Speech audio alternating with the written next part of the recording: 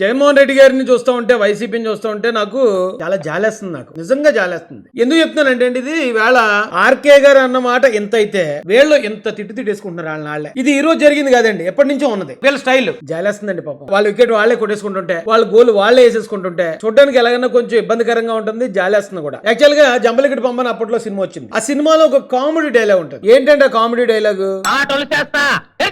నా పేరు బోసే అండి, ఇంటి పేరు డీకే అండి, రెండు కలిపితే బోసిడీకే కదేటండి. ఆ బోసిడీకే అనే పదం అంత కామెడీ మాట అండి. అది ఎవరన్నా ఊరికే ఎరా మూర్ఖుడా ఎరా ఎదవా అని తిట్టడానికి ఉపయోగించే మాట. దాన్ని పట్టుకుని ఆ రోజున జగన్మోహన్ రెడ్డి గారు దానికి ఏ అర్థం చెప్పారు తెలుసండి? బోసిడీకే అంటే లంజా కొడుకు అని. ఆ రోజు నిజం చెప్పాలంటే ఆయనే తిట్టుకున్నాడండి. వాళ్ళ అమ్మగారిని ఆయనే తిట్టాడు. ఎందుకంటే పట్టాభి గారు బోసిడీకే అన్నది ఇన్ని కాదు, ఎవరినో. ఆ బోసిడీకే అన్న పదానికి ఈయన చెప్పిన అర్థం లేదు. కానీ ఎవరినో తిట్టిన తిట్టుని, ఈ తిట్టు నాకు కావాలి అని జగన్ గారు తీసుకుని ఆ తిట్టుకు మళ్ళీ ఒక దారుణమైన అర్థాన్ని ఆయన క్రియేట్ చేసుకుని ఆ తిట్టు ద్వారా మళ్ళీ వాళ్ళ అమ్మగారిని తిట్టుకుని ప్రజలందరిలో కూడా ఒక సానుభూతి కోసం అయితే ఆయన ఆ రోజున ప్రయత్నించాడు. ఆ కారణం పెట్టుకుని తెలుగుదేశం పార్టీ ఆఫీస్ మీద, పట్టాభి గారి మీద విపరీతమైన దాడులు చేసేసారు. సేమ్ ఈ రోజు కూడా జరిగింది అదే అండి. ఏం తేడా లేదు. ఈయన ఏమన్నాడండి ఏబిఎన్ రాధాకృష్ణ గారు, జగన్మోహన్ రెడ్డి తాడేపల్లిలో ప్యాలెస్ కట్టుకుంటే అదే రాజధాని అని ప్రచారం చేశారు. చచా, అదేమి కాదు. 3 రాజధానులు అంటే ఎగ్గే గంతేశారు. ఇప్పుడు అది కూడా కాదు, మా విగన్ అంటే ఆనందంతో ఆర్తనాదాలు చేస్తున్నారు. రేపు జగన్మోహన్ రెడ్డి మీ భార్యలు కారు అని చెప్తే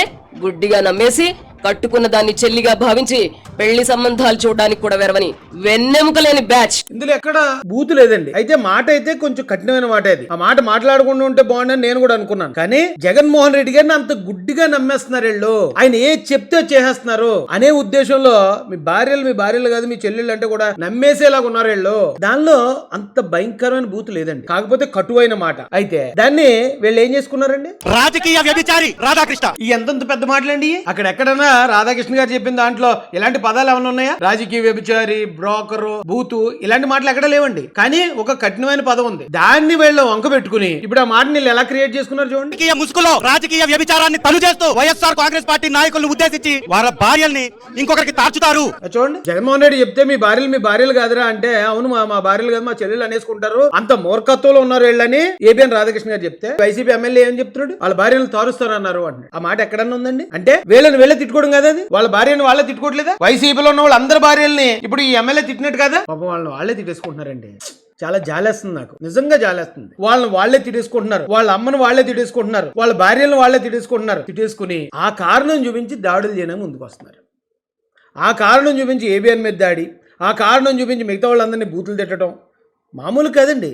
ఆయన అన్న మాటలో ఎంత తీవ్రత ఉందో దానికి 100 రెట్లు తీవ్రమైన పదాలు వాడేస్తున్నారు.